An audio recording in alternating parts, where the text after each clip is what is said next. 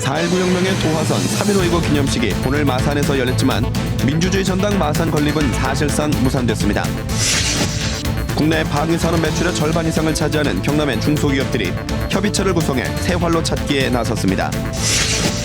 총선을 앞두고 여론조사가 본물을 이루면서 부작용이 속출하고 있습니다. 여론조사의 문제점을 집중 취재했습니다. 총선 열전 현장을 둘러보는 순서. 거제 선거구에서는 현역 국회의원을 비롯해 예비후보 5명이 경합을 벌이고 있습니다. 안녕하십니까. 이어서 경남 소식입니다. 마산과 광주, 서울 세 곳에 짓기로 했던 한국민주주의 전당이 예산 문제로 한 곳에만 건립이 추진됐는데요. 사실상 마산 건립은 무산된 것으로 보입니다. 정유진 기자가 취재했습니다. 이승만 정권을 무너뜨린 4.19 혁명의 도화선이 됐던 3.15 의거. 20년 뒤 유신 정권의 마지막을 알렸던 부마 민주항쟁. 모두 마산에서 일어나 한국 민주주의 발전에 큰 획을 그었습니다. 때문에 지역 민주화 단체는 지난 2013년 민주화 기념사업회와 협약을 맺고 마산, 광주, 서울 세 곳에 민주주의 전당 건립을 추진했습니다. 우리는 지금 3.15 공원이 없습니다. 그럴 정도로 아직도 인프라가 덜 구축되어 있다. 민주화 성지인 마산에 건립하는 것이 다른 사람 누가 봐도 아마 이해가 갈 겁니다. 하지만 지난해 말 기념사업회는 협약과 달리 경기도 의왕시 한 곳에만 짓겠다는 의사를 밝혔습니다. 한 곳 건립에 480여억 원의 예산이 들기 때문. 정부는 한 곳이 아니라면 아예 예산 지원이 어렵다고 밝혔습니다. 그러자 마산과 광주에서 의왕시가 민주화와 관련이 적은 데다 협약도 파기했다고 반발하면서 의왕시 단독 건립은 일단 취소됐습니다. 하지만 사업 주체인 기념사업회는 여전히 한 곳에만 지어야 한다면 수도권이어야 한다는 입장입니다. 다 승인을 얻지 못했던 거 아닙니까? 정부 승인도 못 얻었고 국회 승인도 못 얻었고 획주화될 수도 있다. 게다가 정부를 설득해야 할 창원시도 마산 유치에 비관적이어서 사실상 마산 민주주의 전당 유치는 힘들어졌다는 관측입니다. KBS 뉴스 정유진입니다. 경남의 방위산업 분야는 국내 방산 매출의 절반 이상을 차지할 정도로 핵심 산업 중에 하나입니다. 하지만 정체된 방위산업의 활로를 찾기 위해 중소기업들이 뭉쳤습니다. 보도에 손은혁 기자입니다. 장갑차, 내장재 등을 만드는 한 방산업체. 꾸준히 성장해 지난해 44억 원의 매출을 올렸습니다.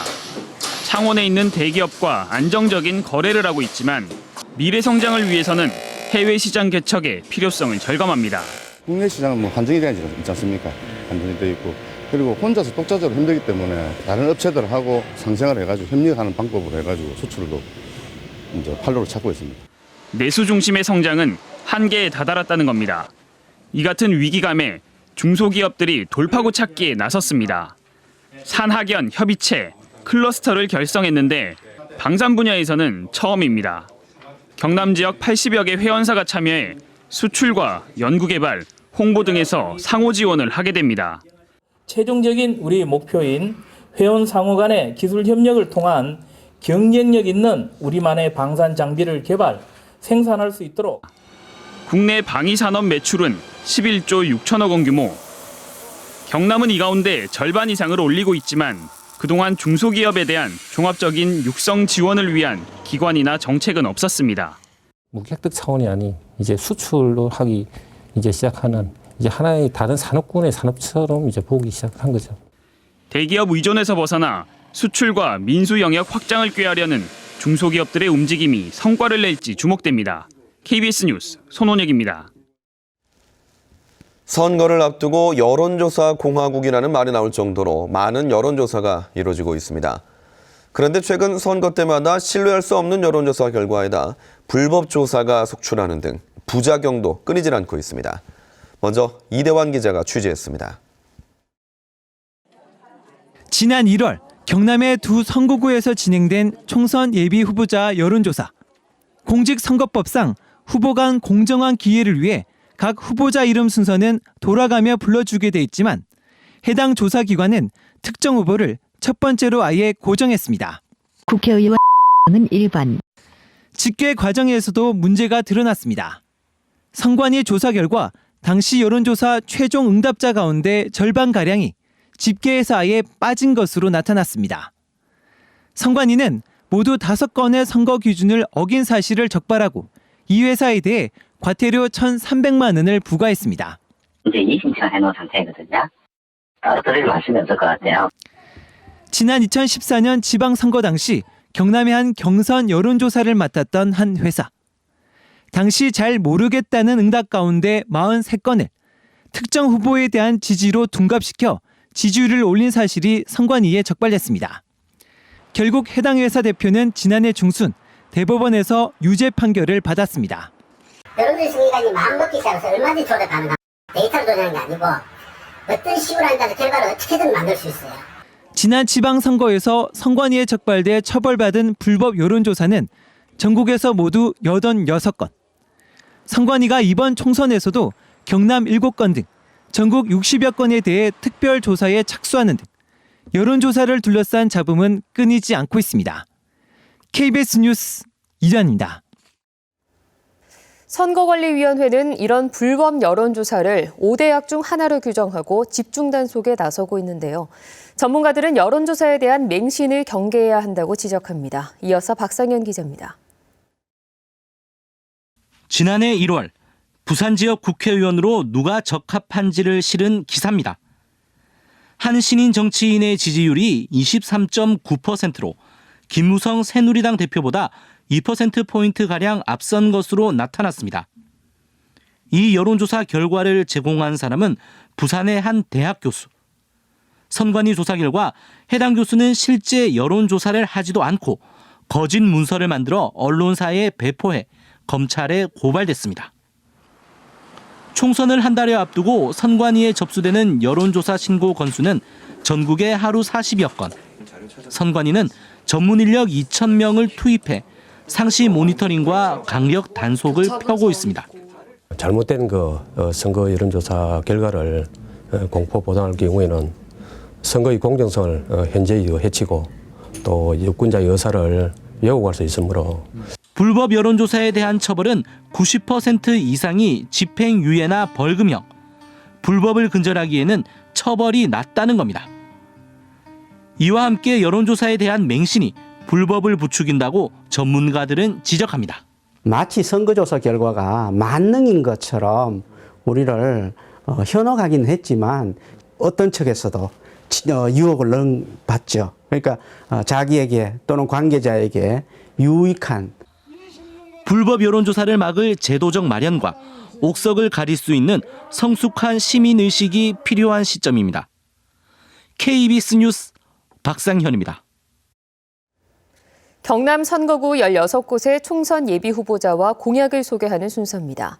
오늘은 재선에 도전하는 현역 국회의원과 예비 후보들이 접전을 펼치고 있는 거제 선거구를 조미령 기자가 보도합니다. 거제시를 책임지겠다고 나선 예비 후보는 모두 5명입니다. 공천이 확정된 김한표 새누리당 예비 후보는 남부 내륙 고속철도 조기 착공을 내걸고 재선에 도전장을 냈습니다. 조선과 관광 이 두 날개를 가지고 우리 거제 앞으로 100년 대계를 꿈꾸고 설계해 나가겠습니다. 16대 대통령 직속 국가균형발전위 자문위원을 지낸 병광용 더불어민주당 예비 후보는 가덕도 신공항 유치 등이 공약입니다. 새누리당 독점 구조를 깨고 시민들이 행복하고 시민들이 만족하는 지속 성장 가능하고 새로운 활력을 찾아. 삼성중공업에서 일했던 김종혁 예비 후보는 조선업 부활과 부정부패 척결을 약속했습니다. 조선업 불황을 극복하기 위해서는 정치권도 함께 힘을 합쳐야 되기 때문에 교두보가 경남 도의원을 지낸 이길종 예비 후보는 노동계약에 맞선 쉬운해고 방지법 제정 등을 공약으로 밝혔습니다. 지역경제 활성화와 노동자 권리를 보호하고 어린이 전용 공공시설을 만들어 아이들이 마음껏 뛰어놀 수 있는. 진성진 새누리당 예비 후보는 경선 과정에 이의를 제기하고 무소속 출마를 검토하고 있습니다. KBS 뉴스 조미령입니다. 새누리당 공천관리위원회는 오늘 추가 경선 여론조사 결과 발표를 통해 밀양, 창녕, 함안, 의령의 조혜진 현역 의원을 공천에서 배제했습니다. 여론조사 경선 과정에서 중복조사 등의 문제점이 발견된 사천, 남해, 하동은 후보들의 합의에 따라 경선 여론조사를 다시 하기로 했습니다.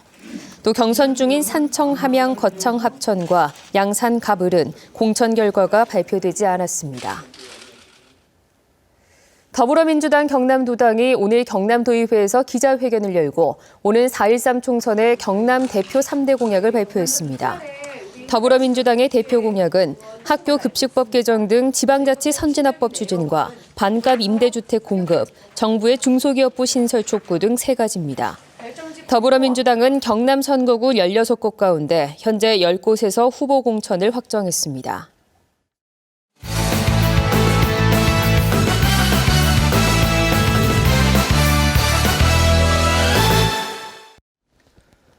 경남경찰청이 아동학대에 대응하기 위해 학대 전담 경찰관을 새로 두기로 했습니다. 경남 적 14개 경찰서에 배치되는 학대 전담 경찰관은 초, 중 등 장기 결석 학생이나 미취학 아동 수사를 전담합니다. 경찰은 어린이집이나 유치원 등에도 아동학대를 발견하고 신고할 때 학대 전담 경찰관을 통해 대응하도록 당부했습니다. 가칭 서부 경남 공공병원 설립 추진 시민운동본부가 오늘 경남 서부청사 앞에서 발족 기자회견을 열고 공식 활동에 들어갔습니다.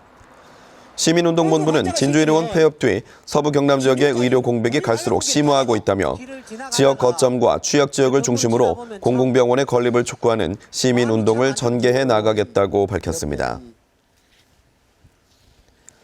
새누리당 경남도당은 거창군수 재선거 후보 1차 경선 결과 김창호 당 중앙연수원 교수와 박권범 전 경상남도 복지보건국장 두 예비후보가 결선을 치른다고 밝혔습니다.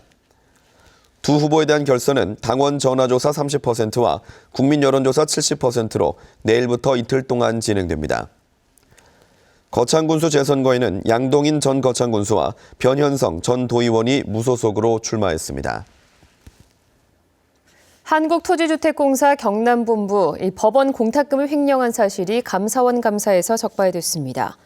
감사원은 지난해 4월 LH 경남지역본부 차장대우 A씨가 소유권 이전 등기 소송을 진행하면서 법원으로부터 받은 공탁금 3억 5천만 원을 상급자 몰래 자신의 계좌로 받아 개인적인 용도로 사용한 사실을 적발했습니다.